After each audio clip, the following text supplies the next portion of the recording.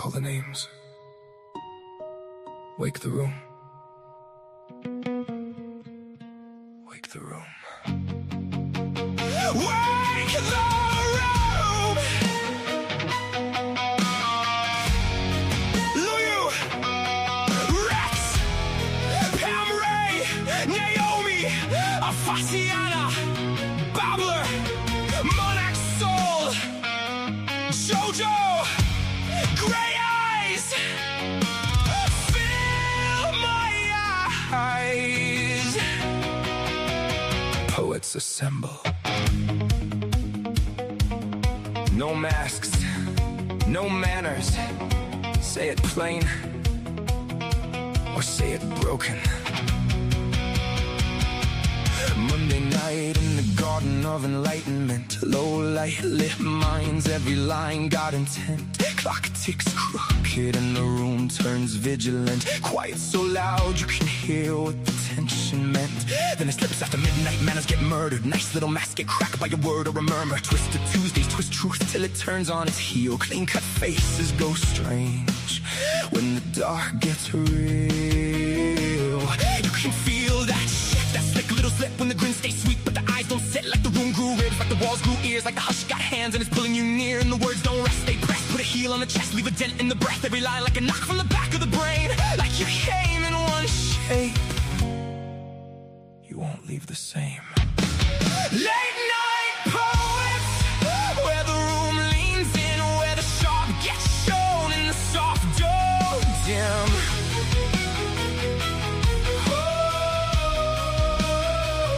Late night poets, hear the whole thing shift from a whispering the ribs to a line that lifts from the darkened edge of doubt to the pull you can't ignore. We don't just read the night, we make it something more. Say it plain, say it broken. Late night poets, Wednesday breaks, parts in the parts, ink down the spine, half halo, half hazard, both hands in the light. Then the art of seduction walks soft through the smoke, silk on the tongue with the blade in the joke. Books and bards wakes dust in the depth of the shelves. Old ghosts lean out and start naming themselves in a craft and sullen up the ache gets a voice. Pain stands up street and makes silence a choice. Then break on through when the devil gives way, when the masses sink but the pulse says pray. Echoes in the dark, oh hun, the fear, that thing when no name starts ringing in your ear. Say it, say it. Fill my eyes with poetry, don't water it down. Let it bite, let it bloom, let it burn through the crowd. Bad company grins like a bruised dress smart, and rhythm and rhyme puts a boot through the heart. Late night poets, where the room leans in, where the sharp gets shown in the soft dome dim.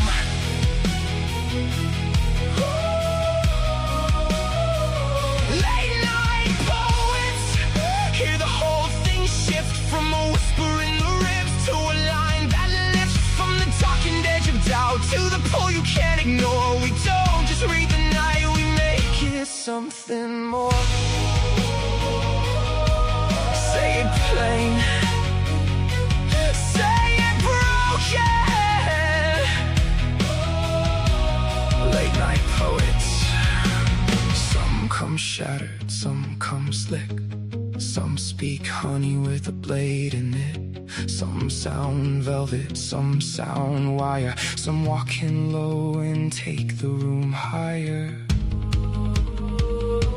Some come holy, some come liars.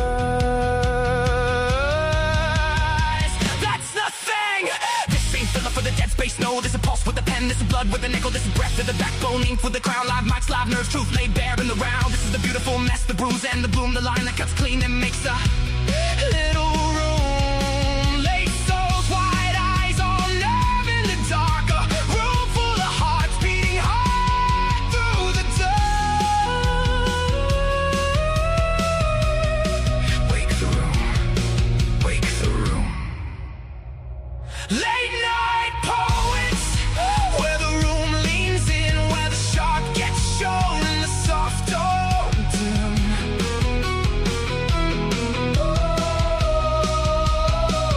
Late night poets, hear the whole thing shift from a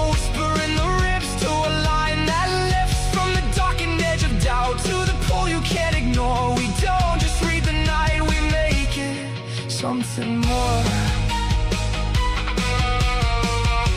Late night poets, when the clock slips past polite, we tell the truth. LNP, we love you.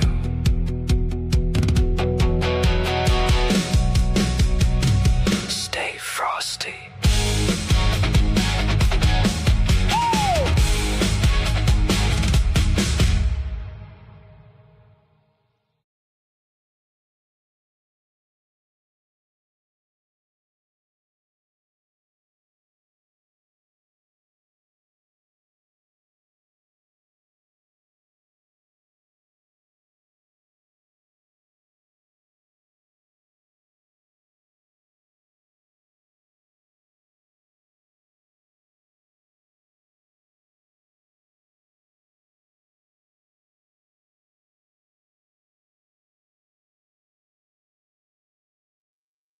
Well, shoot.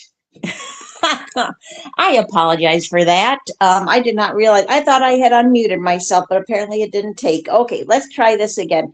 Hello,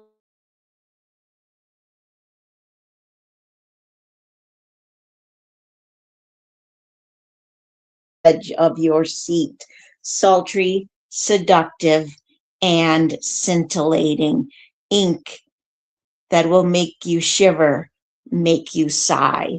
I am Pam Ray. I'm a poet on All Poetry with a group of poets called Late Night Poets. Tonight is our sensual poetry night, and if that is not your cup of tea, please check out our other shows. We have 1 to 2 shows per night on a variety of styles of topics and poetry, something to suit everybody's taste. Also, make sure when you get a chance to check out the poetry anthologies put out by Late Night Poets, because when you purchase those, you not only get amazing poetry, you help support these radio shows. Um, now, for tonight's show, um, for tonight's show, I have ran a contest with a quotes from the poetry and quotes and lines from the poetry of John Keats. Also did Open Sensual, um, which, also put on the topic board in Late Night Poets that people could share Open Sensual. Now, no one did share Open Sensual, which I think is all right because the contest did pretty good. I think we have like about 18 or so rights on the board, which isn't a huge amount, but I think is enough to carry a show. John Keats' poetry to me is very beautiful. A lot of the lines leaned more towards romantic than necessarily sensual, but of course, romance and sensual, I believe, oftentimes go very much together. And, so I thought, why not? Usually I do art, but, you know, usually I do art prompts because there's just so much wonderful sensual art out there, but occasionally I like to go for the classic poetry and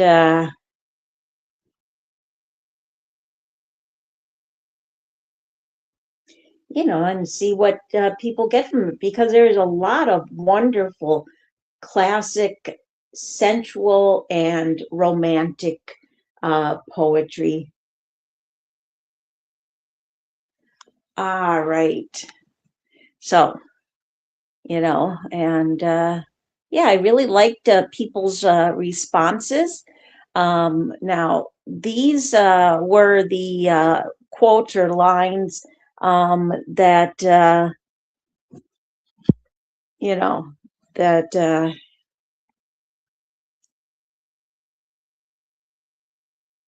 I had put up for inspiration one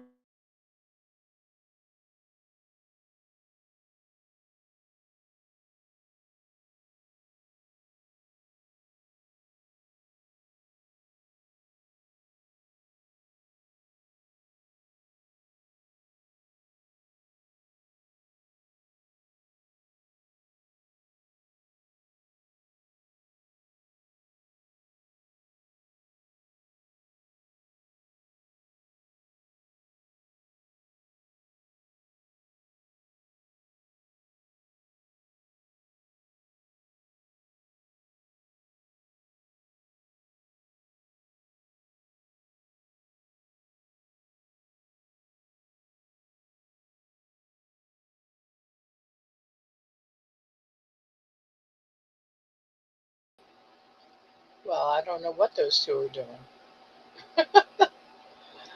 So sorry, I'm coming in here and have no idea what's happening. Hey, Pam's back. Hi, Pam. Welcome to the party. Nice to have you back. All right. Hey, Well,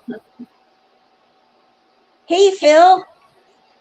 I'm just hanging out here. I came in because I saw you got bumped. So, and I'm Yeah, waiting. oh, thank you. Well, I appreciate that. Yes, for some reason, I was going to start telling people about the prompts, like reading them the lines and quotes from John Keats that were the inspiration for tonight's show. While I'm waiting for Gray to show up and say that he can hear me. Well, Um, hopefully that'll and work. apparently, StreamYard didn't want to hear about John Keats. So, Apparently. Apparently. Well, Gray's supposed to be rebooting his phone and coming back. okay, So we won't know okay. until he gets here. Yes. It's No, kind of a quiet night. no problem. Well, I appreciate that. How are you doing? I'm doing. I was thinking about bed. the, you know, Bed the sounds really visions of good. sugar plums. Really good. Yeah, Yeah. visions of sugar plums dancing in my head.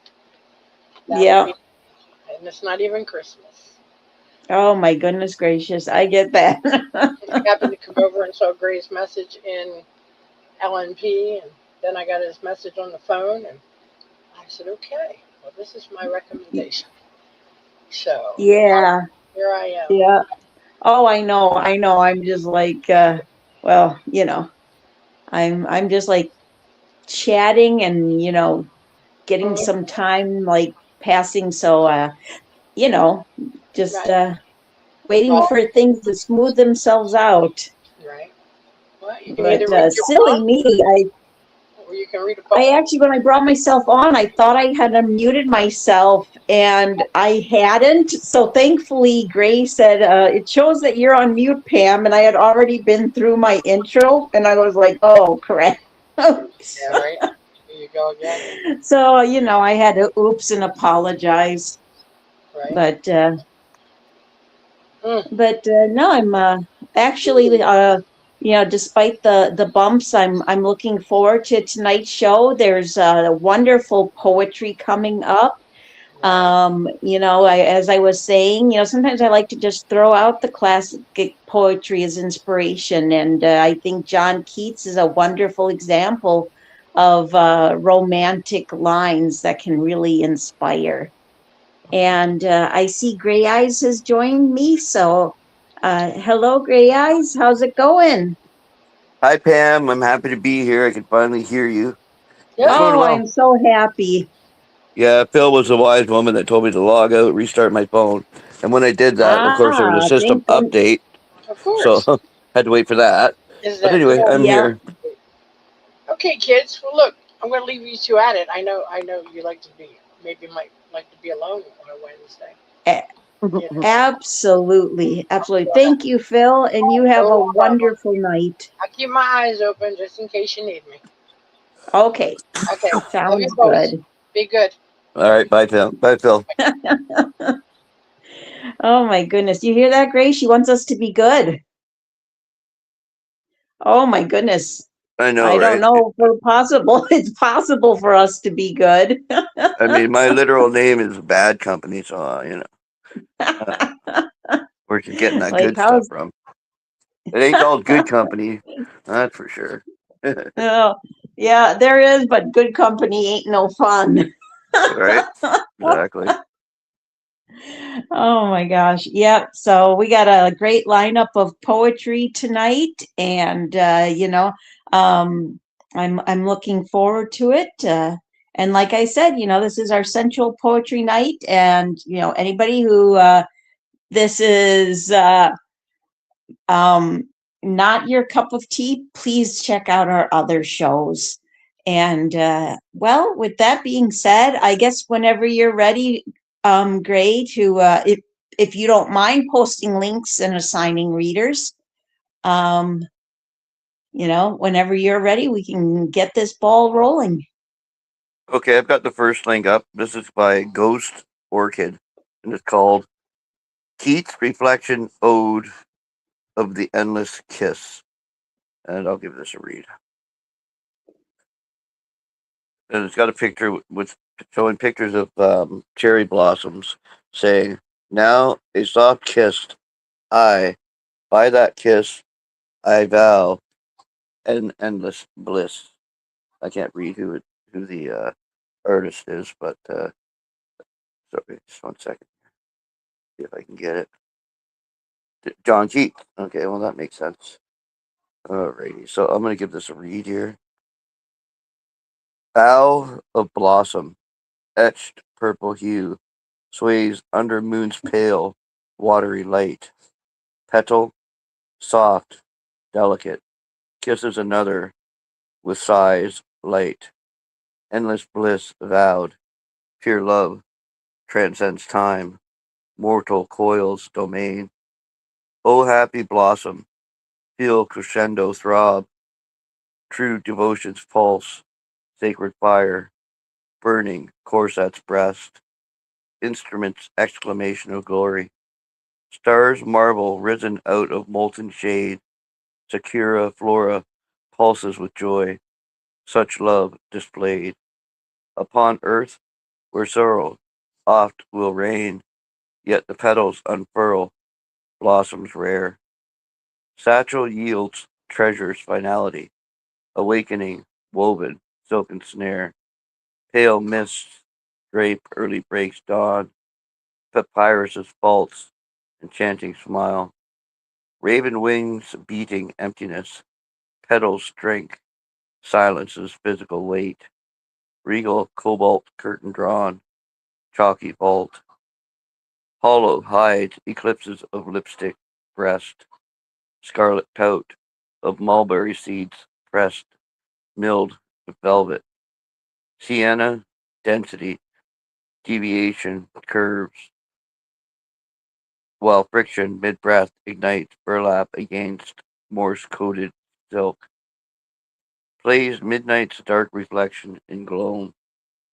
Ache quakes viscerally, symmetrical reticence, harpsichord undirectionally hollowed by opalescent light. Vapors of sound rise, distilled mud, bringing distance between heavy earth's thinning stars. Moon hangs heavy, ripened, golden fruit, suspended far above terracotta calligraphy. Single hair carves silence into meaning. Redolent saffron pulsing starlight. Sapphire dust mist rise, reflecting through bruised amethyst glass. Stillness, sacred void between breaths, thrill of silence, weight of cicadas. Under cedarwood branches, dream travels along, grit pressed horizon. Heavy grain colossal shawl for travelers, eternity. Melody from ochre foliage, exhale of damp peat breath, spills into liquid velvet rhythm of stained glass. Crimson silk phrase, ochre dust, jasmine exhales pale, dying breath into patchouli prairies. Sky sponges violet, unraveling sown enclosure. Travelers of distilled midnight move as echoes passing through Earth's threshold of mist, aortic veins filled by 3,000 miles, perfume minted hourglass, damp peat, bitter matcha. Vibrations allure traveler toward sheltered apparition, inwoven panther, hauntingly beautiful in her elegant brevity. Single punctuated lash against minimalist inkwash drift. Fused marrow crossed umber walls forge, furnace of goldenrod smelt, fossilized cadmium lemon, raw oil pigments blended with ochre mud, staining pewter air with epidermal humidity. Charcoal sketches are gently erased by estuary eyes, vanishing where mountain's spine becomes frayed hem of slate. Grit pressed horizon dissolves, homeward flow, indigo ink bleeds into granite bone. Axia ward, pulling traveler back into cold, damp marrow of soil. Mirror key dissonance exhales through ironwork of city. Sharp wind carving etched copper highlights into twilight. Rose torn double exposures act as lanterns of memory, where profiles merge into constellations. Vapors rise, wooden instruments, earth transforms, caramel brown dissolve, iron, foam, loam, and grit. Silence finally sings when I awake upon eastern shores, reflection, breathless, suspended, and pale is cradled by cadence of cicadas, lulled gossamer, lap east winds slumbering, and poem. Great read there, great. My goodness, this is quite the meaty poem to sink your teeth into. That's for Right? sure. Um, what a great take on the chosen prompt.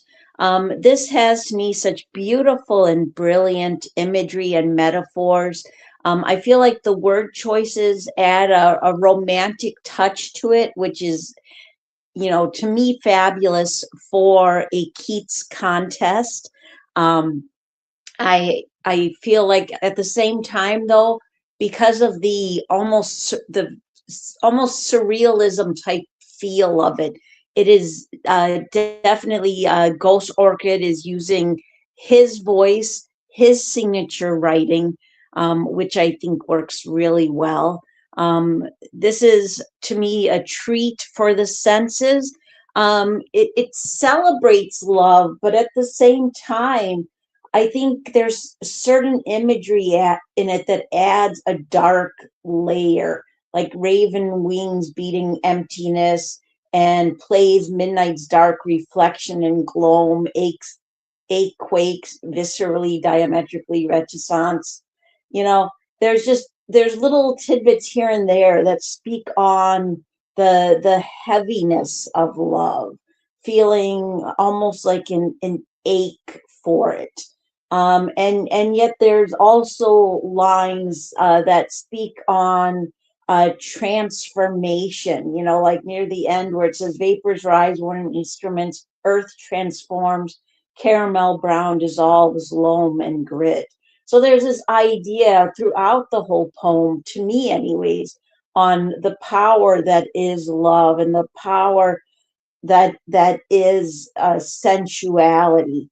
And I think there's great lines throughout, but I did especially like, oh, happy blossom, feel crescendo throb, true devotion's pulse, sacred fire, burning corset's breast, instrument exclamation of glory, stars marvel risen out of molten shade, Sakura flora pulses with joy, such love displayed upon earth, where sorrow oft will reign, yet the petals unfurl, blossom rare.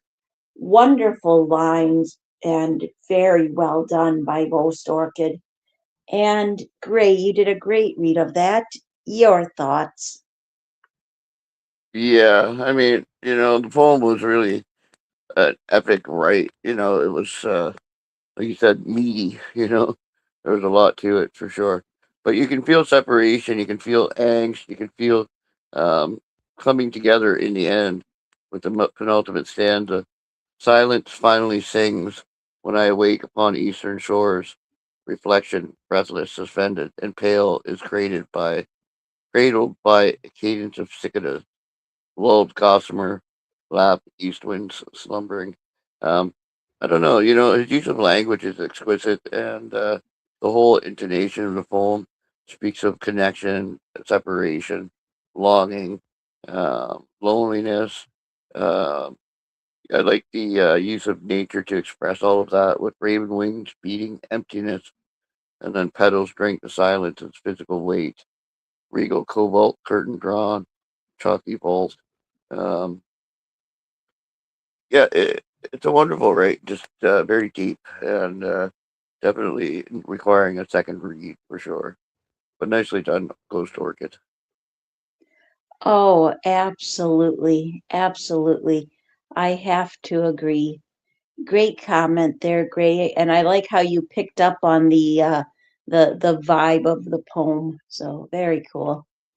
And what do we got next? Next up, we have a masterpiece by Weaver of Dreams, and there's a SoundCloud for this. Yes, there is. I will go grab that.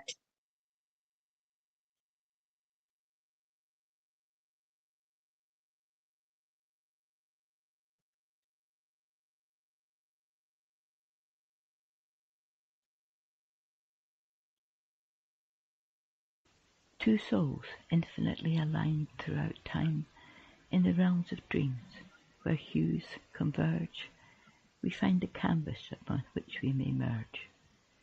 We ply with colours vibrant and evocative, brushstrokes of laughter, pigments of tears, create a masterpiece that can banish all fears. Each stroke is a fusion of hope over despair. On the palette of life, which holds our dreams, there's a kaleidoscope of possibilities, it seems, blurring boundaries, synchronizing the divine.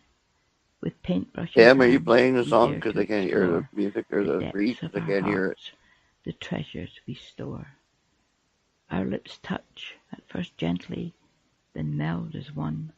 Hands slide, sparking sensations, demanding more. Pleasure peaks, sends waves of release to our core. Wonderful read and write there, Weaver. Thank you for the recording. It is very much appreciated.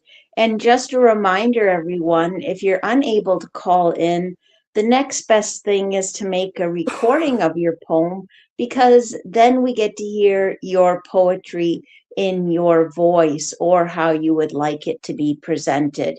And Kate was inspired by the same quote. Now a soft kiss, I by that kiss I vow an endless bliss by John Keats. And Gray, your thoughts? Yeah, I didn't hear a thing. I'm sorry, but there's no SoundCloud played when I listened to it. I mean, when you were listening to it, so I didn't get to hear her read it. But I'm sure it was a fantastic read. But the rate is Oh, beautiful. absolutely. Yeah, the rate is a Absolutely. beautiful rate. Um, I love the colors. The artistry of it. Um, Each stroke is a fusion of hope over despair on the palette of life, which holds our dreams. There's a kaleidoscope of possibility, it seems. Um, yeah, I really enjoyed this, right? It was beautifully done, and I'm sure it was a great read as well. Absolutely. Absolutely. Great, great comment there, Gray. Um, Yeah, as always, it's just wonderful writing by Weaver of Dreams, who's so very talented. A great take on the chosen prompt. This has wonderful rhyme and flow. I really enjoy and appreciate the three line stanzas. I think they have a very polished look to them. There's some nice, gentle use of alliteration with the blurring boundaries. And I'm trying to see if there's any other, but that stands out. But, I like how this expresses love through physical imagery and colors and the idea of art. And I think there's just beautiful lines all the way through. But I especially like blurring boundaries, synchronizing the divine with paintbrush in hand. We dare to explore the depth of our hearts, the treasures we store. And then the end stanza too. I mean, just absolutely amazing and very well done by Weaver of Dreams. Um, hey, Gray, do me a favor. When we get to Blue Harrison's right, unless she's here, let's hold off on it for a little bit because she did want to call in and read, but I know she's new to StreamYard, so I want to give her a little extra time if we could hold off on hers. Sure. Thank you. Thank you. So back to you, Gray. So next up, we have A Color Called Love by Red Summertime, and I believe there's a recording for that. There's a SoundCloud? I don't think there is, but hold on. Let me post it and let me check. I could be wrong and forgetting. Oh, no, I apologize. No, it's the next one that has it. Okay. Okay. So if you want to give that a read, that'd be wonderful. Sure, I would be happy to. All right. A Color Called Love by Red Summertime. The evening dissolved its last gold into violet. She leaned, restless gravity. Her body moved toward me with the grace of a flower seeking sunlight. When she drew closer, every ordinary thing became luminous. The room seemed made not of walls but of colors, as though dusk itself had entered and chosen to remain beside us. Her gaze held a mysterious distance. I couldn't tell whether I was remembering her or meeting her for the first time. Her hand, a single touch altered the balance of my world. She smiled, then turned away. She left something in the air between us. All seemed touched by a hidden blessing. Then came a kiss, quiet fullness, something real, deeper than my expectation. The world blurred the way horizon blurs. When sea and sky become inseparable, neither of us spoke. Between us moved a fragrance soft as petal drifting. It carried rain-soaked gardens, forgotten summers of dreams, the last glow of a sunset trapped in amber. The warmth of her breast brushed my skin with a hushed ache, like a whispered vow. Touch became its own king of speech. I felt the language of her body faint, yearning, graceful surrender to nearness. She smiled, not enough, just enough. Her body bare with a hint of nude, pure temptation moved through mine like tremors crossing an open field. We were covered by the tender weight of each other's gaze. Reality borrowed colors of imagination. Imagination borrowed substance of reality until neither could remember where one ended and the other began. Shadows became tender. Colors melted. Gold entered blue, blue entered violet, memory entered longing, longing entered wonder. The kiss lingered, floating beneath cathedral arches. Bodies spoke, searching an exact time. Unspoken gestures, tilt of head, closeness of delicate undulations, shared breath, perfect moment. Two bodies yielding to the same cadence, bodies carrying trace of both earth and heaven. The night gathered around us like a sumptuous garden opening its vast gates. And when we parted, the air remained charged as though love itself had passed through the room and left its colors behind. End poem. Oh, wow, this is just absolutely an amazing sensual write by Red Summertime. And your thoughts, Gray? Yeah, he did a beautiful read of that poem, but I really enjoyed the where he went with this, with the colors and earth and heaven, and it's just a beautiful rate. It's such a powerful connection that's come out of their coming together. That it's palpable. You can feel the electricity. You can see the colors, and you can feel her gaze. It holds a mysterious distance. Um, I really enjoyed it. I like the tonation of the rate. It's so um, sensual and yet beautiful at the same time. But I really like the way he closed it off with, and when we parted, the air remained charged as though love itself had passed through the room and left its colors behind. Like, wow, just a stunning rate. It truly is. Great comment there, Gray. Yeah, this has beautiful and brilliant imagery and metaphors. It carries just the right blend of romantic and sensual tone to it. Great use of spacing. Um, yeah, it's just captivating all the way through. It grabs your attention and it keeps it all the way through. And I thought there was such amazing lines throughout, but I especially like where it says, "Then came a kiss, quiet fullness, something real, deeper than expectation. The world blurred the way horizon blurs when sea and sky become inseparable. Neither of us spoke. Between us, both a fragrance soft as petal drifting. Between us moved a fragrance soft as petal drifting."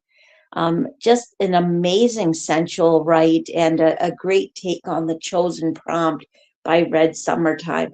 I have to say, I believe that of all the prompts offered up, this one that has been taken by our first three poets was the most popular one. And that's very understandable, because there is something just beautifully sensual about a kiss shared. So I can completely understand that. And all right, Gray, back to you. Alrighty, 1 second here.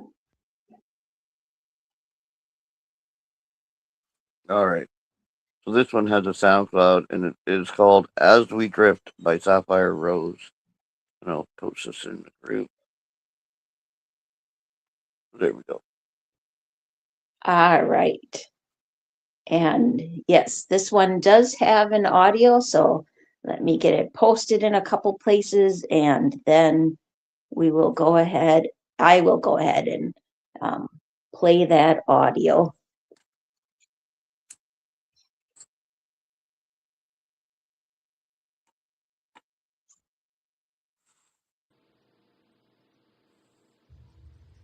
As We Drift by Sapphire Rose.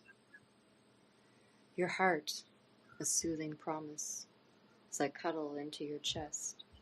Its soft, melodious beat, it's all I hear when I mold my body to yours.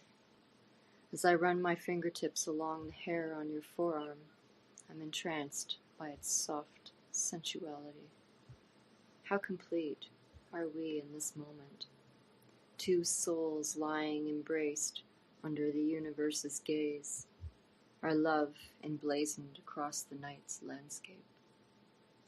But still, as we drift, in dreams we'll dance under a midnight sky, hand in hand with stolen kisses in between. No boundaries, no limitations, and no regrets. Just a culmination of two. End poem. Great read and write there, Sapphire. Thank you for the recording. It is very much appreciated.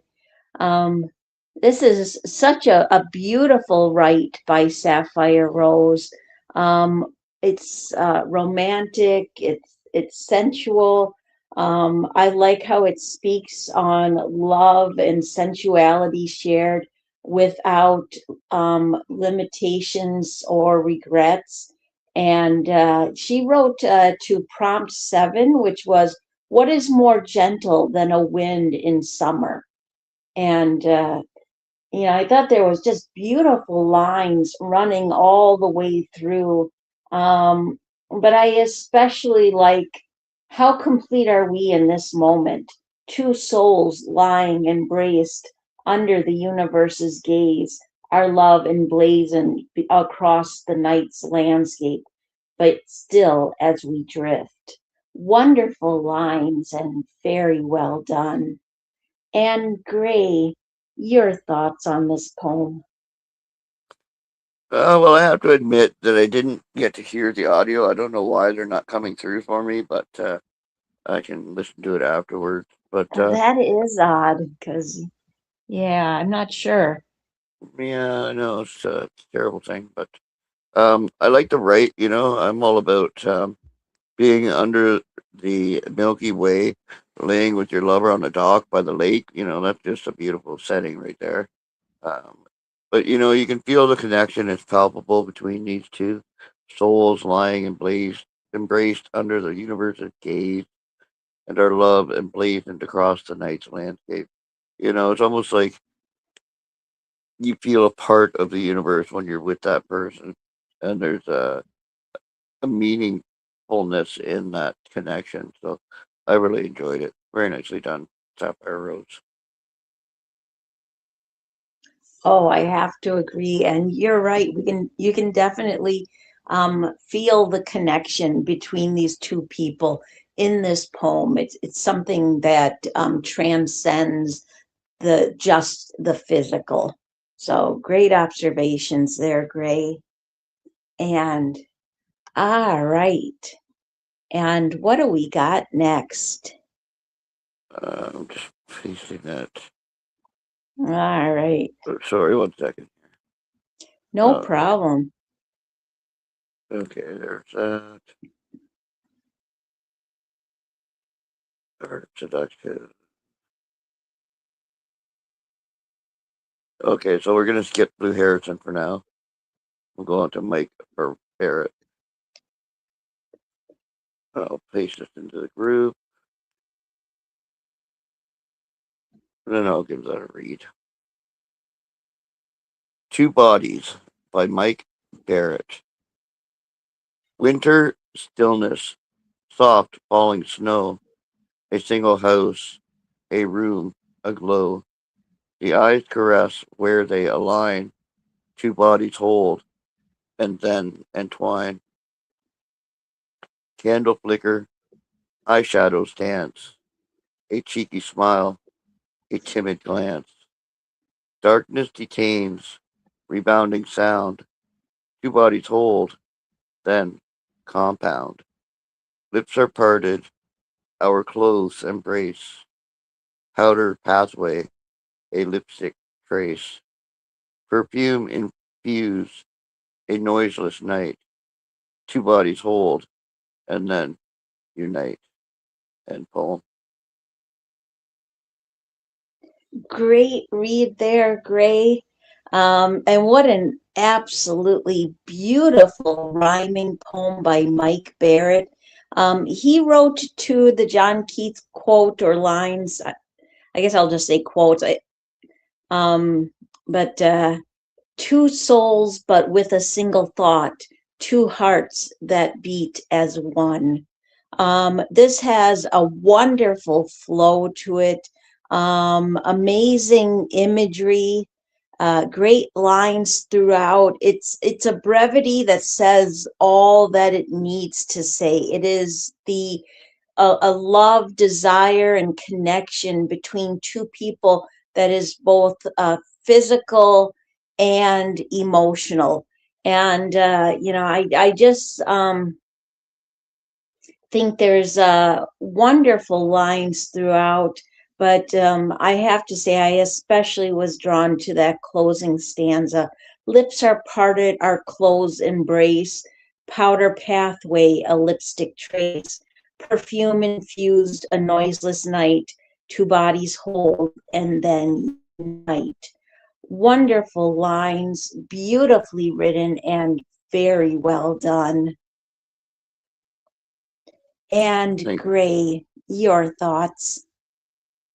Yeah, I really love the beautiful connection that was expressed. It's enviable and engaging throughout.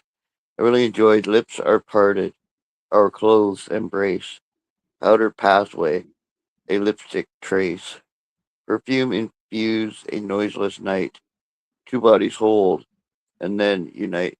I really like the repetition of that line, Two Bodies Hold, and then Unite. Um, that was well done. The whole thing is beautiful, but you do kind of melt into one another as you embrace and become more intimate with each other. You kind of become two souls as one, and that's a beautiful thing. So nicely done. Absolutely. It truly is. And yes, the repetition of that line definitely worked very well. So great comment, Gray. And thank you to Mike Barrett for sharing that lovely write with us. Very much appreciated. And what do we got next, Gray? All right, up next we have Miriam Kilmer brings us Intimate Recollection. And I'll post this to the group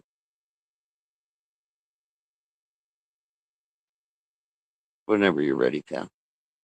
All right.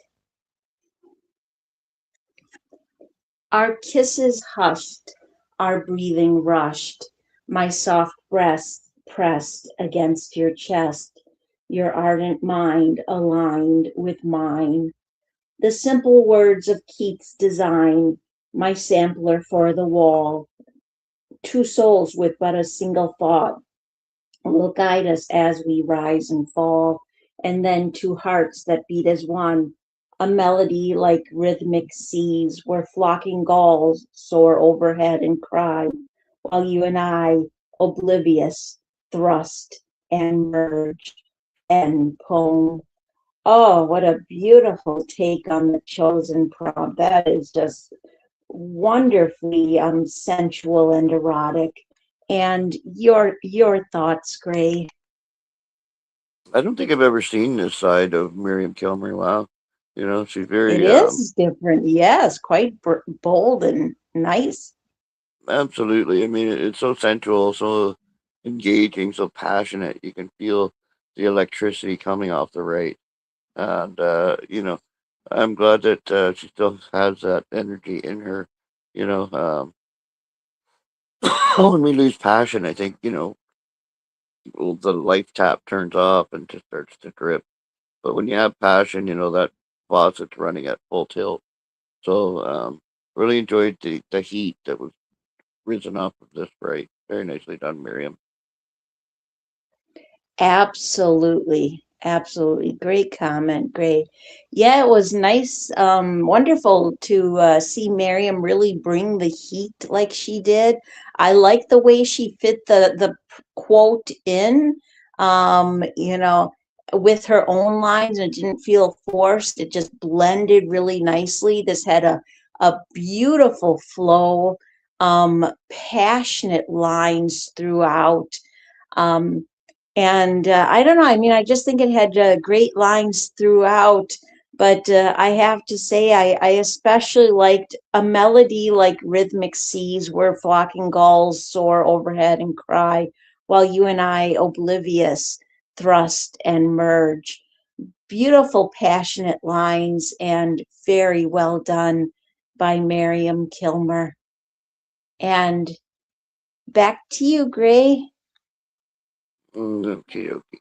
Sorry, just gotta get to it here. Alrighty. Ed Hunter is next. I will give this a read once I paste it to the group. Alright, so we have Until the Sun Rises by Ed Hunter. And the picture quote says, "A thing of beauty is a joy forever. Its loveliness increases. It will never pass into nothingness." And that's by John Keats, obviously. Alright. Will you take my hand tonight, where dreams will sing and come alive? Let's hide on the mountain's top and gaze at the stars until sunrise. Suspended eyes blink softly, gliding across a vast sphere. Innocence is our breath of life, where bodies lie in euphoric rapture. Je veux faire l'amour avec toi, my sweet little Quebecois, a ripened joy of delicacy. Your beauty was absorbed into me. Imagine the depth of pleasure from the heart's deepest desire is an emotional truth set on fire. End poem. Great read there, Gray. I'm so glad you got the French instead of me, because honestly, when I read French, I always sound like, well, first of all, my pronunciation I know is off, but I also just sound like I have marbles shoved into my mouth. So better you than me. But this is beautifully written. Ed Hunter wrote to "A thing of beauty is a joy forever. Its loveliness increases. It will never pass into nothingness." Um, Wonderful lines throughout. I did enjoy the touch of French, which translates into "I want to make love to you." Ah, very nice. And I like the question asked in the first line. Will you take my hand tonight where dreams will sing and come alive? That is such a beautiful invitation. And I like how this speaks, on the idea of a depth of physical and emotional um, pleasures shared in an honest and beautiful way. I mean, and there's great lines throughout, but besides the beginning question, I also really like imagine the depth of pleasure from the heart's deepest desire is an emotional truth set on fire. Wonderful lines, beautifully written, and very well done by Ed Hunter. And Gray, your thoughts? Well, there's only one Quebecois woman that I know of that is capable of bringing on this kind of right. Um, I'm not going to mention her name, and I told him, don't answer me just because a good man never tells. But I thought it was such a delicate and heartfelt expression of adoration. Beautifully done.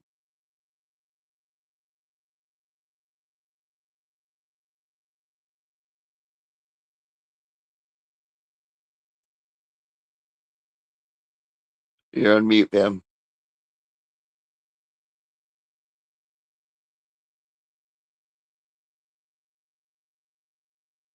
Hello, Pam Ray. Yes, I'm sorry, Gray. I think I was having a little bit of internet problems because I have an empty space. Um, I had an empty space where I couldn't hear you, and so I just had to wait until I could. So sorry about that. No, that's okay. Um, but I honestly didn't hear all of your comment, but the part I did hear I was great. And of course, you just always make great comments. Well, So I said there's only one Quebecois woman that I know that could bring this kind of adoration. I said, but I'll leave her nameless, and I told him the same. A good man never tells. So absolutely. Absolutely. Yep. Yep. Exactly. yeah, All right. And what do we have next, Gray? alrighty. So up next we have Monty G. Monty G. 25 brings us a letter to my love, and I'll post this to the group.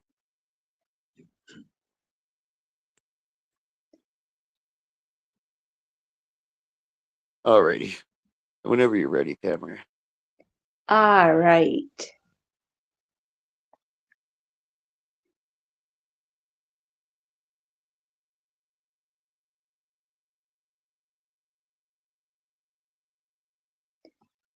Doo-doo. All right. A letter to my love Oh, by it does have a Monty recording, but G25. Oh, and I'm sorry, there is a SoundCloud. Wait, did I mark this as having a SoundCloud? Did it no. have it? Did it? I don't remember this having a SoundCloud before. Did I just miss it? I think Um, you must have, yeah. yeah, I must have. I'm really sorry. Can you go on to the next one? And I'm sorry to ask, but Sure. um can you read it so I can see if I Yep, can. no problem. All right. All right. So up next we have Two Branches of the Same Tree by Gray0328. I'll post this to the group.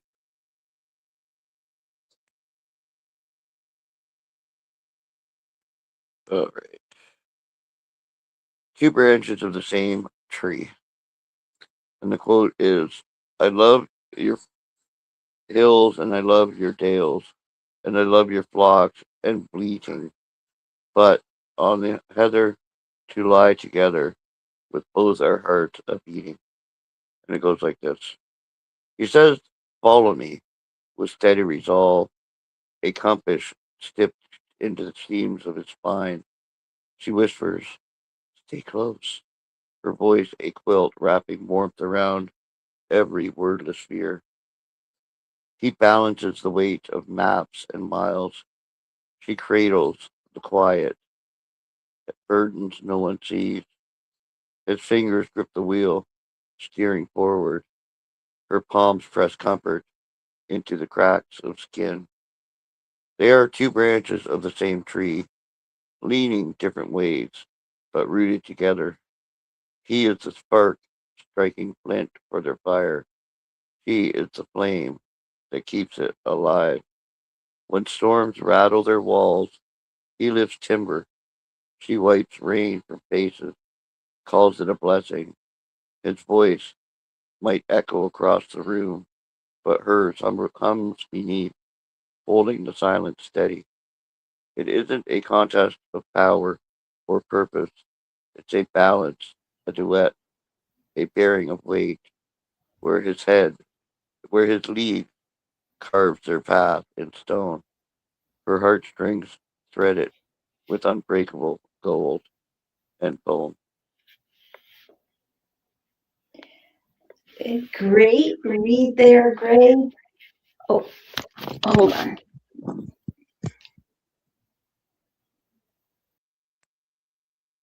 All right, there we go. That's better. All right. Great read there, Gray. Um, and yeah, we get to see the romantic side of Monty. Not Monty, sorry, wrong person. Yeah. Let me try this again. We get to hear the romantic side of Gray 01. Oh my God, I got to be looking at this poem when I comment on it because I couldn't remember his four numbers. Gray 0328. You know, I like the title of this poem, Two Branches of the Same Tree. Uh, and he wrote to the quote, I love your hills and I love your dales and I love your flocks a bleating, but oh, the heather to lie together, but oh, on the heather to lie together with both our hearts a beating. Wonderful lines. Um, you know, what I mean, and this poem has such captivating lines telling a story of a connection between two people. And I thought there was great lines throughout, but I especially like they are two branches of the same tree, leaning different ways but rooted together. He is the spark striking flint for their fire. She is the flame that keeps it alive. When storms rattle their walls, he lifts timber. She wipes rain from faces, calls it a blessing. His voice might echo across the room, but hers hums beneath, holding the silence steady. Wonderful lines and very well done by Gray0328. Um, and and your thoughts, Gray? Yeah, I liked it. I liked the entirety of the right. The yin to the yang type thing that goes on in this relationship. There's a balance that is occurring between these two. Um, so I enjoyed the yin and yang of this couple expressed throughout. It isn't a contest of power or purpose, it's a balance, a duet, a bearing of weight, where his lead carves their path in stone, her heartstrings threaded with unbreakable gold. Yeah, a fantastic write by Gray038. Oh, absolutely. Absolutely. I have to agree. Wonderful comment there, Gray. And just so you know, somebody in the background was nice enough to load that audio for us. If we want to go back to Monty's poem, um, we can do that. Okie dokie. Sure. Whenever you're ready. All right. So just give me a moment. I will get back to that. And all right. So we have A Letter to My Love by Monty G25. And he was nice enough to supply us with a SoundCloud. So here we go.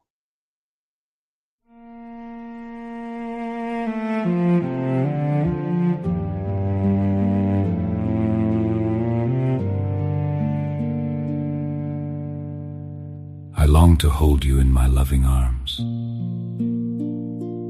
swooning in my devoted charms. There could not be a better day than to show my love this way. You are the stars under my moon, the score that plays my heart's tune, a choir that sings louder than any other, stronger than any child's love for a mother. With each thought I make, I shall yield to you, to utter no breath without loving reverence true. My heart beats in concert with its orchestral divine, while singing your praises, knowing you will be mine. There is no poet that can depict how my heart beats, neither of nor any of Wordsworth, Shelley or Keats. They possess not the words to effuse my love, nor the heart flutter as the wings of a dove. In this prose you shall have all I am worth. There is nothing more I need of this earth than my heart to beat for you for all time. Know that my love shall always be thine.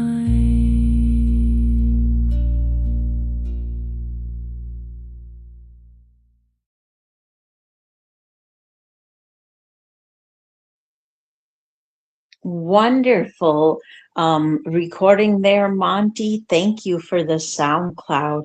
It is very much appreciated. And Gray, your thoughts on this lovely poem? Well, unfortunately, I could not hear the song again, or the recording. Unfortunately, but Yeah, going I by don't. its, Oh man, that sucks. I'm yeah, sorry. that's okay. I mean, it's frustrating, but I'll get past it. But I long to hold you in my loving arms, swooning in my devoted charms. There could not be a better day than to show you my love this way. I mean, what a beautiful intro to a love poem, a song about love and reverence and respect. Um, the score that plays my heart's tune, a choir that sings louder than any other, stronger than any child's love for a mother. I mean, when you love somebody more than you love your mother, then that's powerful stuff right there. But I really enjoyed it. The singing of the phrases. No poet can depict how my heart beats. You know, um, they Keats, Shelley, Wordsworth. They possess not the words to effuse my love, nor the heart flutter as the wings of a dove. Only you can do that. Only you can feel that. You know, um, some poems might come close to saying what you feel, but nothing will ever capture the entirety of that um, connection that's expressed. So I thought it was beautifully done. Oh, absolutely. I have to agree. Wonderful comment, Gray. Yeah, he says in his AN, I'm a sucker for the old style romantic poetry. Hang that metaphors straight down to business. Okay, maybe a couple of them. LOL. I like that. This has a wonderful rhyme and flow. Just beautiful, passionate lines throughout. Definitely romantic. I like that he gives a nod to the romantic poetry of Wordsworth, Shelley, or Keats. Um, and I thought there were great lines throughout, but it is definitely that second stanza that really speaks to me. With each thought I make, I shall yield to you to utter no breath without loving reverence true. And I won't read the whole stanza, but those lines are just absolutely beautiful and very well done by Monty G25. I wonder what he's up to. I have usually he pops in at showtime. He must be having a particularly busy morning or something. Maybe he's sleeping in. Great. All right. So, what do we have next, Gray? So up next we have "Fine Tuned" by Micro, and I can't even remember whose read it is. Well, I think I had you read one that you weren't supposed to. So, if you want it to be my read now, it can. Sure. All right. All right. So, let me just get back to where I need to be and grab that. Posted a couple times. All right. Do, do, do, do, do.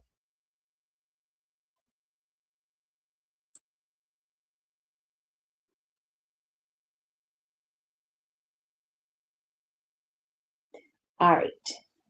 we have Fine Tuned by Mike Rowe, and it goes like this. Take a ride in this Camaro, candy apple red with chrome pipes, stereo blasting your favorite tunes.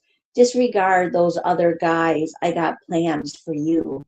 Wide open through your galaxy, racing across your timeline, pedal mashed, accelerating, jumping over railroad tracks, sparks in your midnight sky.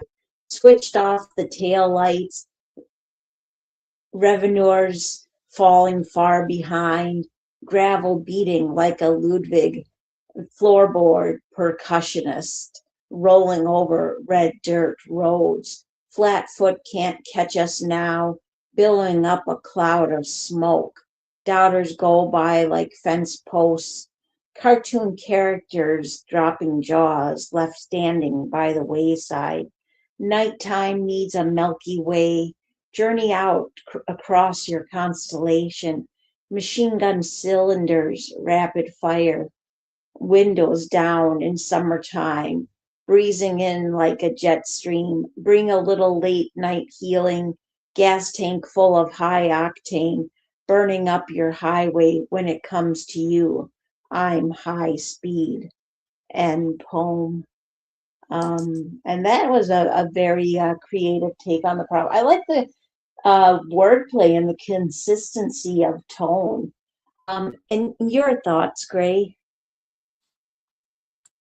Yeah, you did a beautiful read of it, but um, I like the adventurous aspect of this poem. Um, Take a ride in this Camaro, candy apple red with chrome pipes, stereo blasting your favorite tunes. Disregard those other guys. I got plans for you. Like, get in, baby, let's go. And then he's got the pedal mashed, accelerating, jumping over railroad tracks, sparks in your midnight sky. You're in for a ride. And then, switch off the taillights, revenues falling far behind, gravel beating like Ludwig floorboard percussionist, rolling over red dirt roads. You know, um, Hang on, baby, because you're in this for the long haul. And I really enjoyed the imagery that was expressed here with the cartoon characters dropping jaws, left standing by the wayside. Um, the whole thing is just high octane. I really enjoyed that penultimate stanza. Gas tank full of high octane, burning up your highway. When it comes to you, I'm high speed. Yeah, fantastic, right? Oh, absolutely. Absolutely. Yeah, this was fun and entertaining and quite clever. Um, and I it makes me think of when in the past we've done Art of Seduction shows that have to do with like racing cars or just cars and motorcycles in general.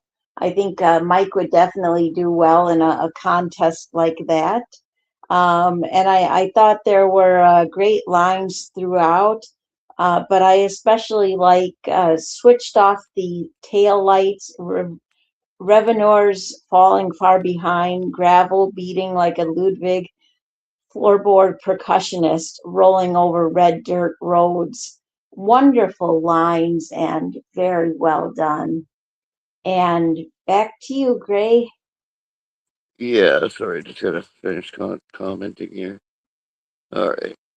But yeah, that kind of felt like a moonshiner talking to his load. You could hear the bottles clanking in response as he's jumping those It did. railroad tracks. But Yep, anyway, yep, all exactly. right. I keep getting like, I'll click on read more because of the like on the links in the on the board for Art of Seduction. I click.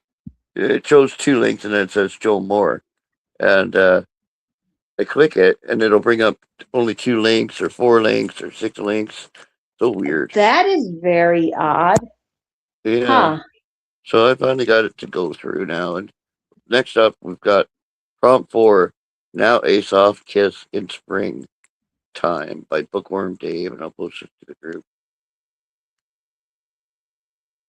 All right. So,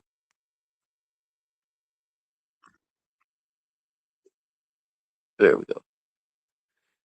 All right. So this goes like this. It was a lovely spring day.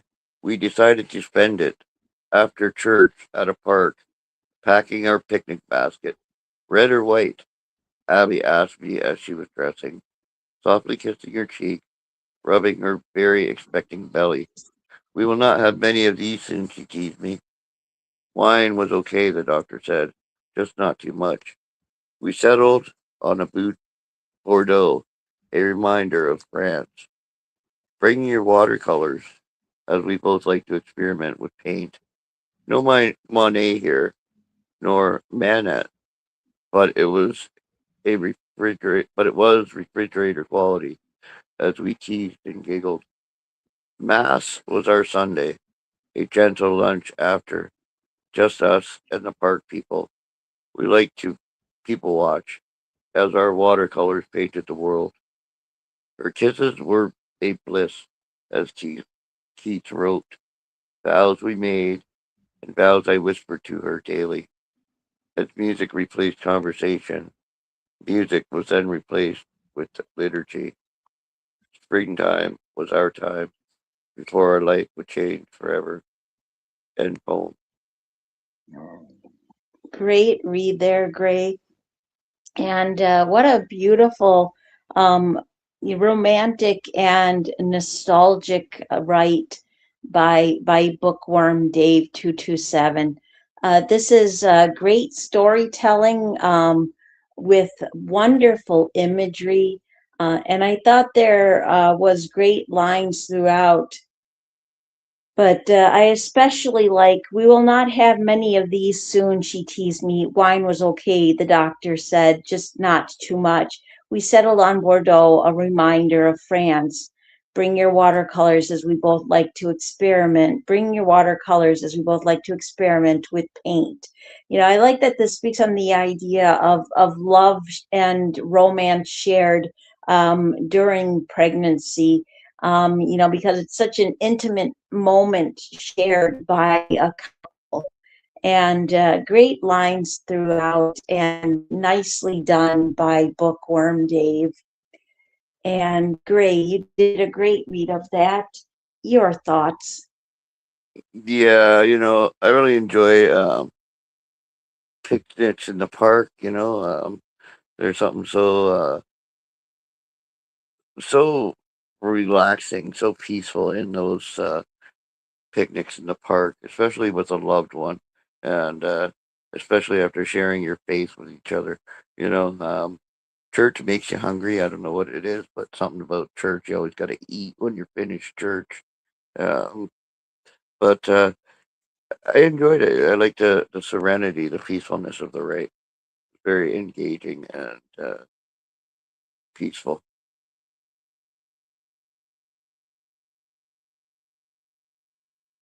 Oh, absolutely. Absolutely. Well said there, Gray. All right, hold on. Before we go to the next one, I want to see if Robbie is ready to come on stage and join us. And no, he hasn't responded yet, but I do see Amy. So, hi, Amy. Good to see you. And all right. Well, what do we got next, Gray? Okay, okay. Second here.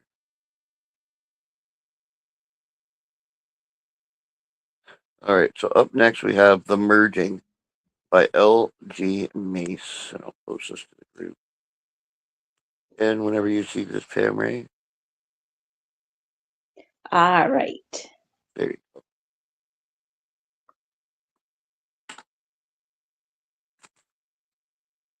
Give me a moment. And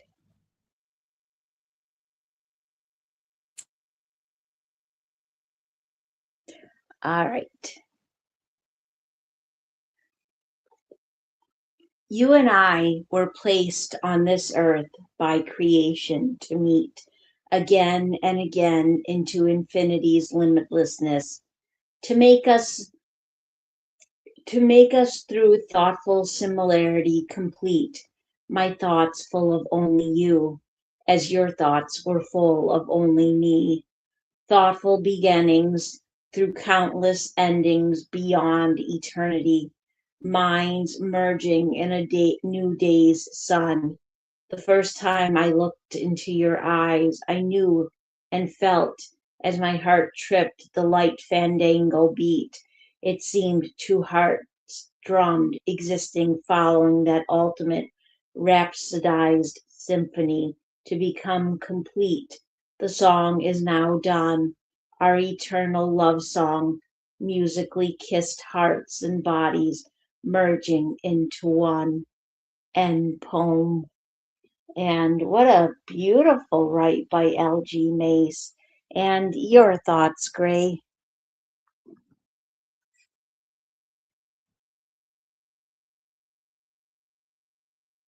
Are you on mute, Gray? Yeah, of course. I'm almost done my comment, but no, you did a beautiful read of her, right? And like I hope that there's this much desire and passion uh, when I'm her age. Um, it's just such a beautiful, heartfelt connection that's felt in this.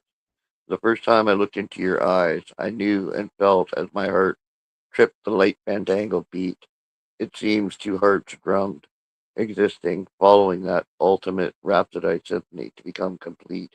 Yeah, two hearts do beat as one, and I think it's a beautiful thing. So nicely done, LT. And Robbie said he was calling in, so I don't know if you want to check it. Yep, he's actually already here with us. Oh, Yeah. okay. So Hi, Robbie. welcome, Robbie. Glad you could join us.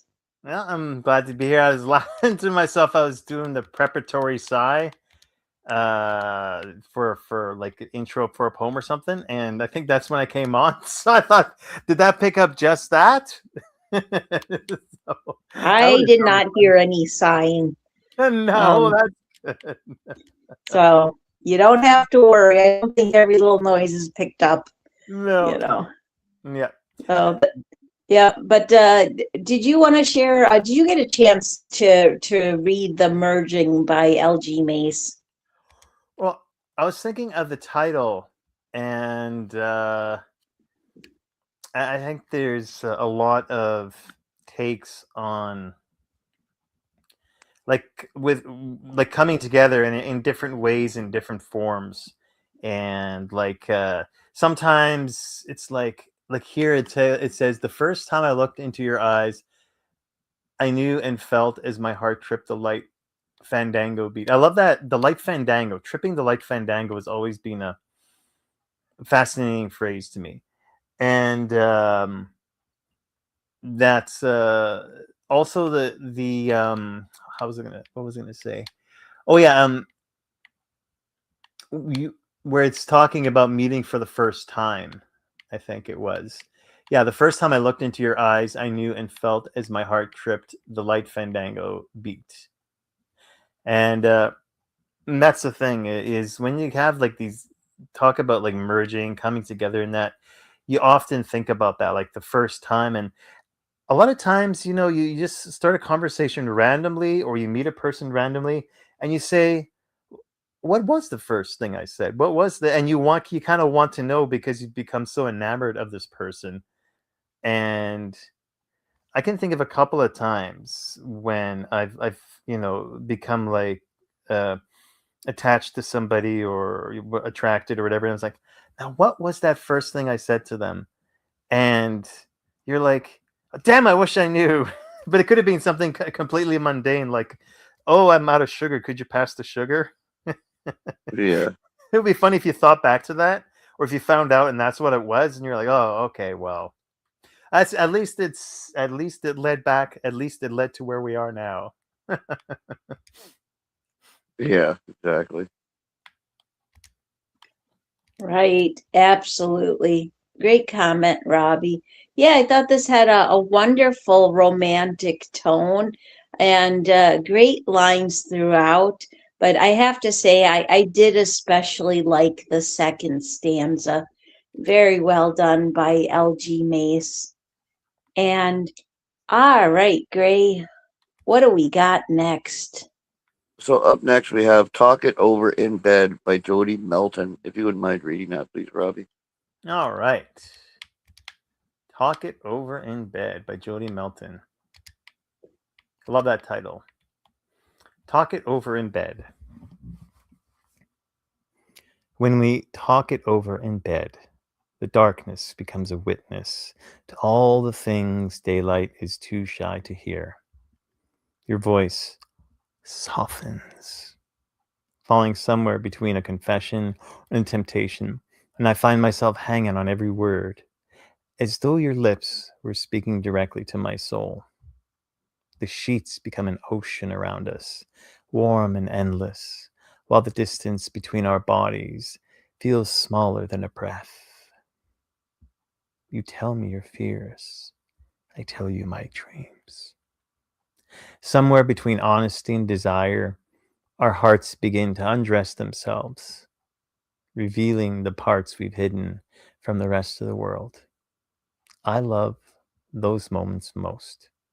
When your guard falls away, when your eyes search mine, not for answers, but for understanding. The night grows quieter, the conversation grows deeper, and suddenly the room feels sacred, filled with the gentle gravity of two people choosing to know one another completely. I reach for your hand.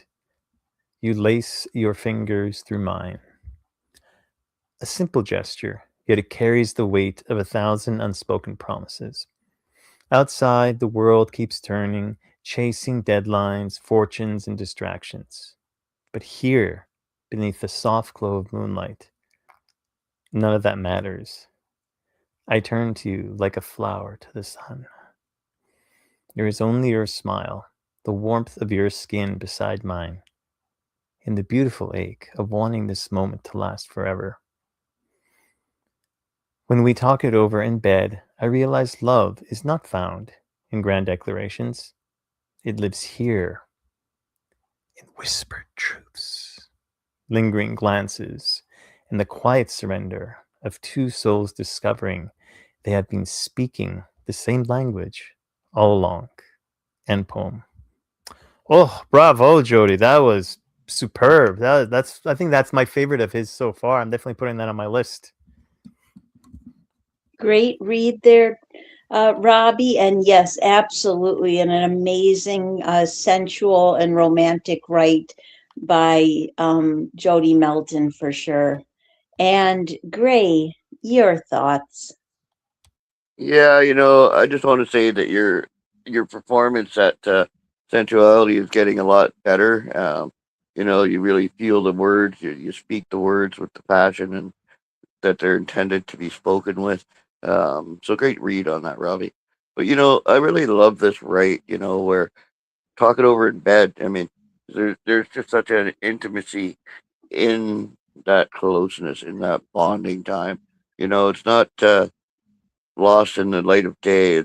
It's guarded in the darkness of the night. As you two shared this intimate moment of expressing yourselves, your thoughts, and how you feel to one another. When I when we talk it over in bed, I realize love is not found in grand declaration. It lives here in whispered truths, lingering glances, and the quiet surrender of two souls discovering they have been speaking the same language all along.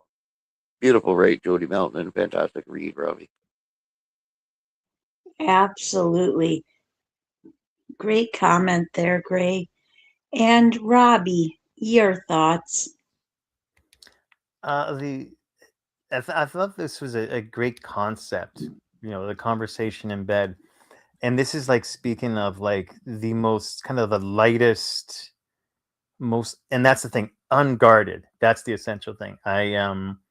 That's what I got from this. Everything is unguarded. I want to write a poem about that, where when you're completely unguarded with somebody, they just all of your barriers and everything just cascade down. That doesn't happen very often, and I think that's kind of the impression that I got on this. and the thing is, like, he's in the poem, he's asking the most intimate questions. Not intimate in the sense of so much questions you'd be afraid to answer, but they want to know because they want to know you. Tell me your fears, and then but then it says, "I tell you my dreams." So there's a give and take, and that, to me, that's like the most beautiful thing, is when you have the give and take. It's like, okay, you tell me this, I'll tell you that, or I'll tell you this about myself, you tell me that about you, that sort of thing. That can be rare a lot of times, especially because people are defensive and they're afraid to reveal themselves. And to me, this bed is like the perfect framing for that, because the bed is the ultimate place of being unguarded, right?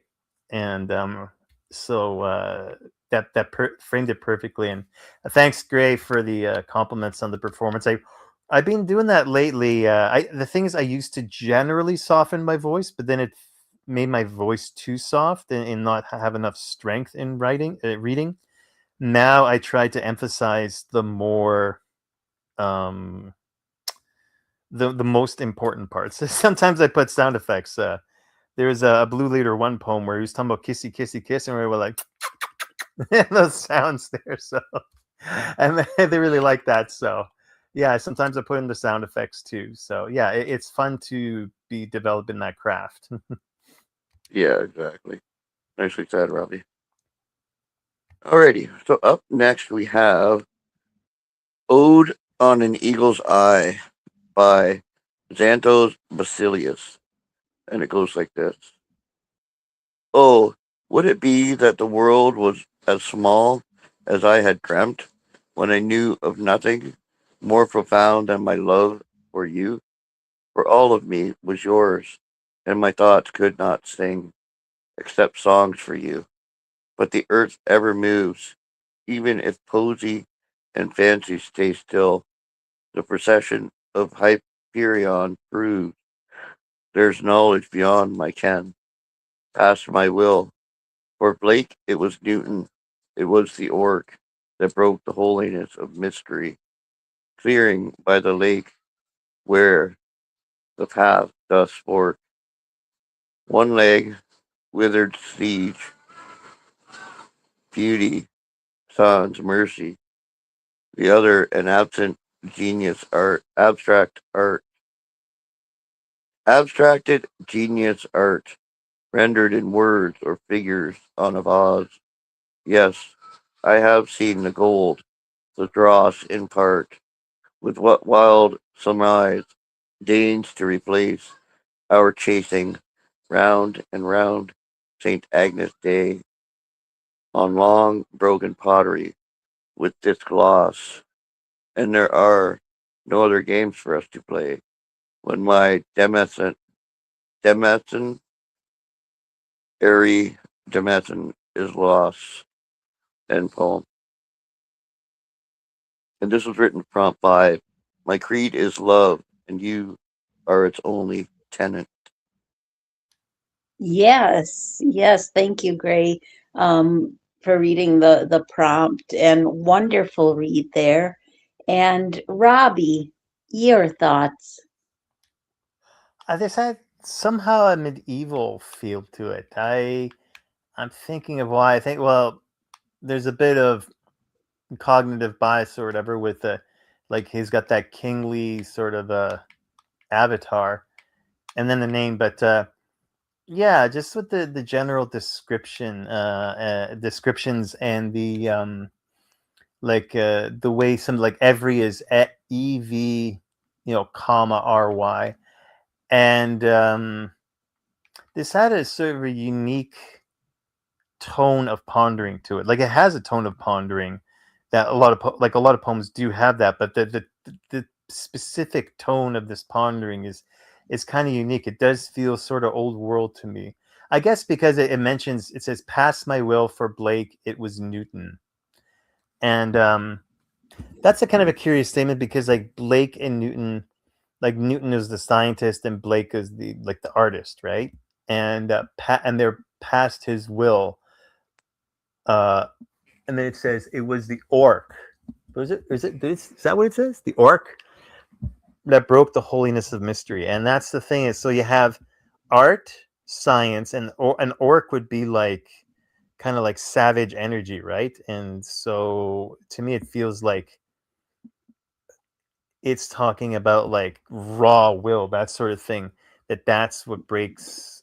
That's what breaks like the veil of mystery in life. I could be completely misreading that because it's a pretty abstract image there. This is one of those poems where I'm kind of. It feels like a poem where a lot of people would probably end up putting their own interpretation on it because this does feel kind of abstract. And sometimes it's with those kind of poems. It's funny, you don't know if they're leaving it open or if it's just that they have a very specific iconography that they use that it can be a little hard to suss out, to figure out. But either way, it's I found this to have a beautiful language to it, and it was particularly intense in terms of that imagery and how it brought it forth in kind of like an internal dialogue of wonderment and thinking things out. Oh, absolutely. Great observations. Yeah, I thought this had some intriguing word choices, for sure. Um, I, great imagery and metaphors. I I don't know. There just seems to be the idea of observing someone or something. And, I like how it speaks on holiness and mystery.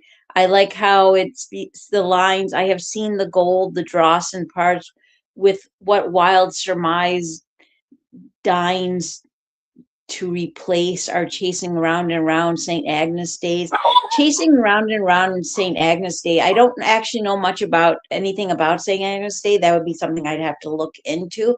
But I don't know, like chasing around and around makes me think about like going around the maypole. Like it feels like kind of a young, frivolous love. And this feels like it speaks on perhaps going from that transition to a young frivolous love to a more mature love, but it definitely is thought provoking with very visceral imagery and nicely done by Xanthos Basilus.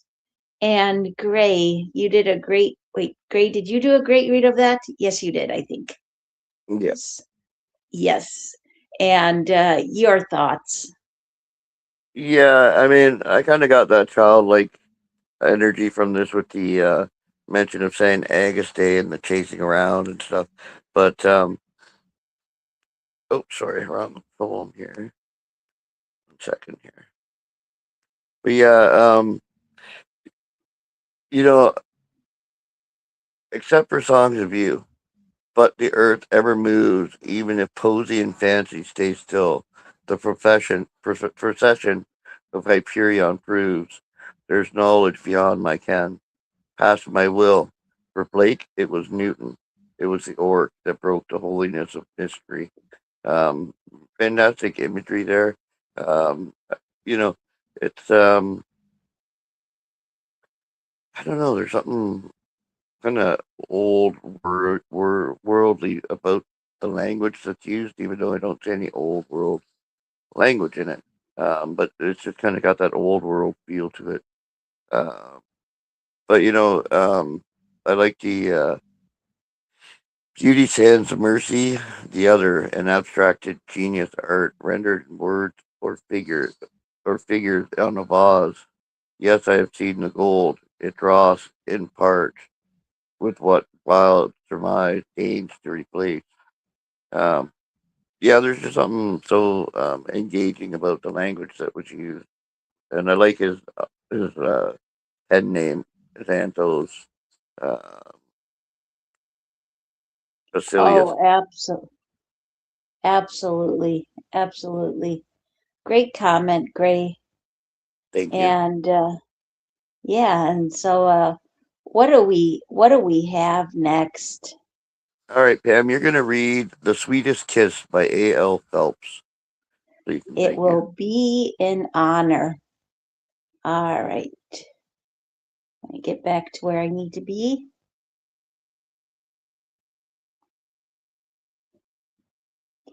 This is not our first kiss, but it is my first taste of you this morning. Soft like the day's first light, radiance breaking through the gauze of lazy curtains and the open bedroom window. That honeysuckle sweetness sits on the outer edge of your bottom lip, ripe with you. Fingertips dance across your moon pale shoulder, and I catch your sigh behind my teeth, swallow it like honey. The whisper of your breath across my cheek is warm like summer by the sea. You unravel slowly like morning glories right before dawn, and I say my prayers by whispering your name. When you kiss me tomorrow, it will be even sweeter passion. Somehow, that last kiss is always the sweetest, and yet you are forever new. End poem. And what a beautiful write by A.L. Phelps. Um, she wrote to prompt two, which was, "You are always new. The last of your kisses was ever the sweetest." And Gray, your thoughts? Yeah, I really enjoyed her imagery in this, like uh, the whisper of your breath across my cheek, um, across your moon pale shoulder, and I catch your sigh behind my teeth. I swallow it like honey. The honeysuckle sweetness, on the bottom lip. I really enjoyed the morning posy or morning flower that is waiting to open in the dawn for the sun to bring it its energy and its life. Yeah, just a beautiful, touching rate, Amy. Thank you so much for sharing.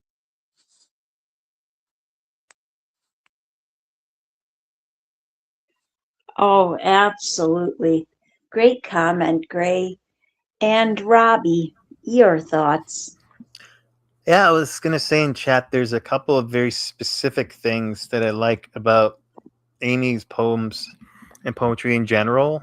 I've been starting to read more of her poems. This one really got me because uh, I was thinking like there's a certain animism, maybe is the word, and aliveness and such in her poetry. Like I notice like everything's so alive and things are always moving and flowing and everything just feels alive, even if it isn't. Like the catching behind the teeth, you know, and like she just has such a creative way of expressing things that could be said in a more mundane way or things that are like everyday processes like like when you clench your teeth and I'm sure that if like how when you say something you're like, oh boy, I shouldn't have said that, and you instinctively cover your mouth with your hand because you think for some reason that that's actually going to take the word back. I feel like if she wrote that in a poem, that she could express that in a way that would make it more animated and more alive. And actually that's my challenge to her, is to write about that action of covering your mouth after you've said something you didn't want to say, and make it feel more alive. So that's my challenge to you, Amy Phelps. But yeah, overall this poem was a prime example of that, of everything here just feeling so freaking alive. And the ending is just like a tearjerker. Is somehow the last kiss is always the sweetest, and yet you are forever new. How beautiful is that when someone always feels new to you? No matter how long you've been around them, and that it's like a perpetual discovery of things that are beautiful about them to you. So yeah. Oh, absolutely. I have to agree. Great comment there, Robbie. Yeah, this has such amazing imagery and metaphors. It's a wonderful sensual rite on a beautiful, intimate, shared, and feeling like every time you kiss someone and you're with them, it's a new experience shared together. And I thought there was great lines throughout, but I especially like that honeysuckle sweetness sits on the outer edge of your bottom lip, ripe with you. Fingertips dance across your moon pale shoulders, and I catch your sigh behind my teeth, swallow it like honey. Wonderful lines and beautifully written by A.L. Phelps. And back to you, Gray. All right, so up next we have Soul Synthesis by Robbie's Poetry. Whenever you're ready, Robbie. Here we go. I finally got to writing. I saw Amy's poem there, and I haven't written for contests in a long time. So I wanted to get back on the horse, and I finally did. So, let me just get back to there. All right. After a long hiatus, soul synthesis. Two souls meet, first singular, now joined. First meeting is tentative, sweet for its unknown, its elemental purity. Simple touches oft set each other's souls on fire, and bodies start to tingle with creeping desire. There's wonderful mystery in it. That to know the unknown of someone, dive into their essence, perspire with their words and thoughts. Mere simple actions can make the tension grow taut. The crescendo builds in it, though. Do you feel it as I do? Is it wondered? It is wondered. Do you see me as I do? It is questioned. Alas, the answer is often given in the bite of a lower lip, the slide of a hand into another's, before even knowing. The happy accidents continue. The slip of thigh against thigh in close sittings together, the slip of the tongue, and eventually leads to tongues entwined. Before you know it, those two souls meet wholly, become as one, the alchemy of love transforming them into one united being, separate in mind, but one as heart soul, extolling love's virtues in every thought and deed, every word spoken, every action made. Two souls within a single moment, a single heartbeat, all thoughts shared as one. End poem. Great read and write, Robbie. I'm glad to see that you were inspired. And Gray, your thoughts.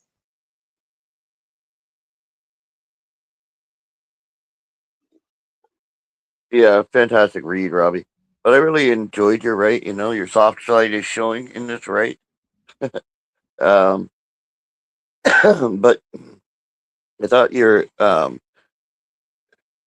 like it's a beautiful telling of a cosmic connection is what I got out of it. There's something so cosmic and endearing about this, right? That you know, um, the stars twinkle a little brighter just because these two people are together and emanating their energy into the universe. So beautifully done and nicely read.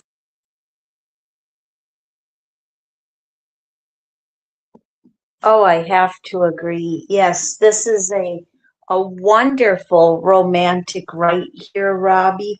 Um, great take on the chosen prompt. Thoughtful and emotive lines. Um, I like how this speaks on the physical and spiritual meeting of two people who come together. And great lines throughout, but I especially like there's a wonderful mystery in it to know the unknown of someone, dive into their essence, perspire with their words and thoughts. Mere simple actions can make the tension grow taut. The crescendo builds in it, though. wonderful lines and very well done. And all right, Gray, what do we got next? Sorry, just got to get to it here. Would you like to say anything about your poem, Robbie? Yeah, it's like it's kind of framed like the kind of a bit like the spontaneity of the first kind of meetings, and how things kind of I really wanted to capture like the kind of like say like I said, those happy accidents, those sort of like or like the happy accident is also, like I said, like those, oh, my hand slipped, Yeah, and yeah. You both yeah, reach that for that something kind of at the thing. same time. Yeah. And the electricity courses through your hands because you guys Yeah, yeah. touched or whatever. Yeah, beautifully done, Robbie. All right, so up next we have Ink Blots on Bonded Paper by Eric Svensson, and there's a SoundCloud for that now. All right, I'll go mosey over and grab that. Mosey on over there. Ink blots on bonded paper. Ink blots on bonded paper. Fountain pen love imprints. Tremulous nip trembling before lips meet. Cursive quiver as heightened senses soar. Sure, slow hands guide the pen.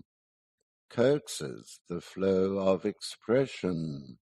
Scrolls and scallops reined in until given a free hand.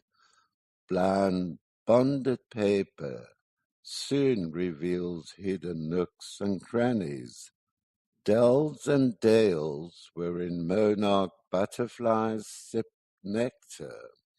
Proboscis unfolds to script life's elixir, gentle sips in dimpled, dappled shades. Peat and moss complete a green cavern. Druid oak tree guardians gather round. Fountain pen love intuits. Ink blots on bonded paper. Mind may maze meander. Linguistic labyrinth may befuddle. Like lubricious leopards, they won't change their spots.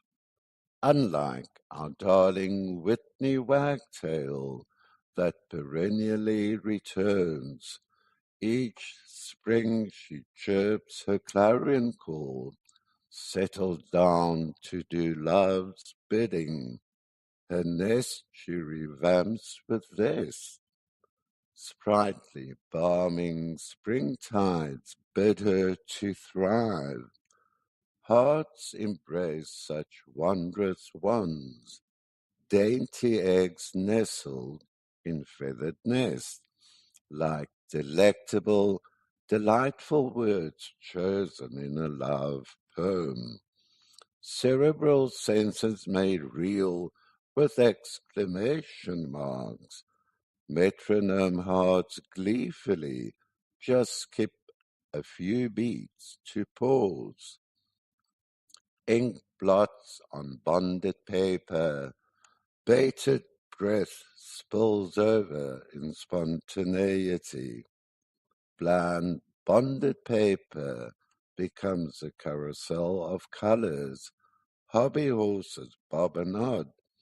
Heart organ grinders perpetuate endearing love ditties. Cheeks rush then flush, become swift swallow wings, askance askew.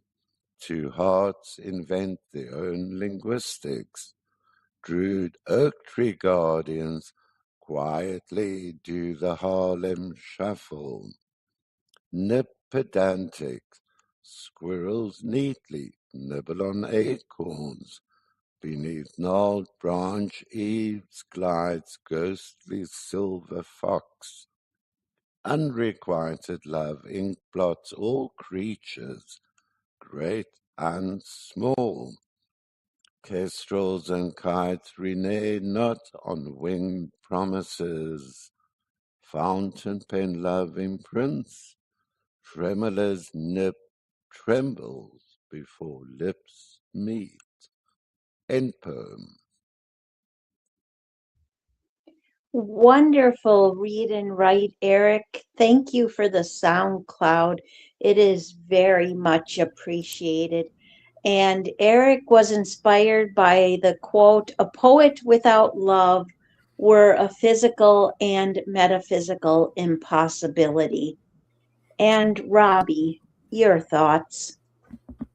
Well, I look forward to when I go up in space someday and I see the single giant monolithic hard drive that is dedicated to his recordings. There But you go. yeah, it's amazing how much he does. Uh, yeah, he always has the unique bent on things. He yeah, his voice has got a wonderful uniqueness for poetry that I enjoy. It's a kind of a unique cadence, and his physical voice is unique. And here, what I really liked, the focus on the fountain pens and the ink blots, and that, and the way he integrates that into the other imagery, uh, cursives and like the fountain pen imprints and that.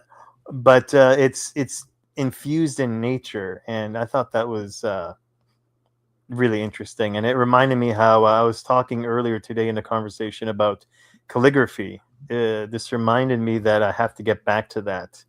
Calligraphy is a beautiful art. It's very focused. It's very zen. It makes you concentrate, and when you at the end of it, you come out with something beautiful. Something that not that many people can do. I don't think they don't have the patience to do it. Maybe not. It's not as much a physical skill question, although to some degree, but the patience. And so I like that this poem reminded me of that. And yeah, like there's with had like how it has like the scrolls and scallops reined in until given a free hand, and so scrolls and scallops. So like that's like the nature and the script mixed in there. You know, so all kinds of examples of that, and I really enjoyed it for that. Absolutely, absolutely. Great comment, Robbie. Yeah, I thought this was an amazing write.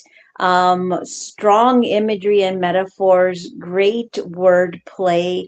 I like how it speaks on the absolute, to me anyways, the fun insanity of love and the imprint that it leaves upon us.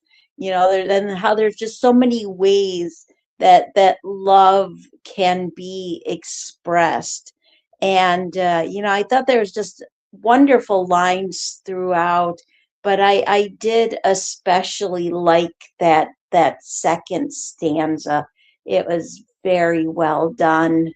um, and Gray, I know we only have one left, and it is a brevity, so I was kind of hoping that, before we end the show, that we could read and comment on that last one. So if you want to go ahead and uh, give a comment for Eric's poem and then move us on to the next one.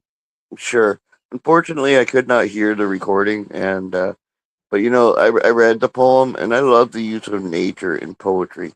There's so much nature expressed in this, right? That I really connected with it. Like each spring she chirped. Hold on, like luscious leopards, like ludicrous leopards. They won't change their spots, unlike our darling Whitney Wagtail, that perennially returns. Each spring she chirps her clarion call, settles down to do love's bidding. Her nest she revamps with zest. You know, um, I love nature and poetry, so this is just spot on for me. I mean, I'm sure his read was great because he has such a unique voice, but his penmanship is spot on. So great job. All right, up next we have Red Passion by Sam Nightingale. And if you would mind reading that, please, Pam. I would be happy to. All right. Crimson flares ignite, a sunset's fading light, ragged, unyielding, my cherished heart revealing. Our fevered cravings, like steeds' wild ravings, all madness is behaving, by inner demons saving. It leaps in a frantic pace, as if by sprites in chase. A panther by desire's grace yearns to escape its space. It rends with claws so deep, my secrets, my skin secrets to keep. Into my back fangs creep, the wild beauties sleep. End poem. And Gray, your thoughts? Yeah, beautiful read, Pam. But this is another one that uses nature, and I don't know. There's something so beautiful about nature being used in poetry. It leaps in a frantic pace, as if by sprites in chase. A panther, by desire's grace, yearns to escape its pace. Um, uh, Beautiful, right throughout, and a nicely read, Pam. Thank you, and great comment, Gray. Yeah, to me, this had great rhyme and flow, strong visceral imagery and metaphors. It definitely takes a look at how vulnerable love and desire can make us. And just a wonderful brevity by Sam Nightingale, and very well done. And Robbie, your thoughts? Yeah, they like Gray had said, the nature here in that in the poem, and that's the thing that I found this kind of nature. This is like particularly expansive kind of nature. I think because of the panther, that's a very especially wild animal, and just the description of it, I feel like an expansiveness of nature. And I was watching art slideshows earlier today, and they had all kinds of vivid colors, and the colors there are what I feel and hear. And even again, with his profile, he's got all those brilliant reds in that, and it starts with the crimson flares, the sunlight's fading light. Those kind of colors to me, it just animates the poem so well, and so much. And in nature, when you see those colors, it's just so much vitality. It's the most vital parts of nature, and as opposed to like the blues of the sky and that. And you have the panther, like I said, and so that's like that the vitality matched with the color, and then desires grace. But then you have desires grace, yearns to escape its space. And so like it's kind of a funny contrast here, because it feels wild, but there seems to be a desire for escape. And but then it says, it rends its claws so deep, my skin secrets to keep. So when I get to that part there, it feels like a little bit of tension. It's like there's a panther in this nature. The nature sounds expansive, but the panther sounds like it's confined a bit somehow. Maybe it wants to express its truest nature, or such. uh And then I'm looking at, into my back, fangs creep, this wild beauty's sleep. So almost like a hibernation there. So yeah, I'm gonna want to read over that last part again to kind of figure out for myself what's going on there. And but yeah, very another very vital poem. I think the poetry tonight has been very vital. Absolutely. Absolutely. Great comment, Robbie. And I did forget that we actually had one other one because we skipped over it, seeing if she would call in. So I will carry Blue Harrison's right forward to another poem. I mean, not another poem, sorry, another show. So hopefully she can call in and read it. And if not, we will read it. So at another time. And great show tonight, Gray. Thank you, as always, for being an amazing co-host. Thank you, Robbie, for calling in. Thank you to Amy and JoJo for hanging on the board.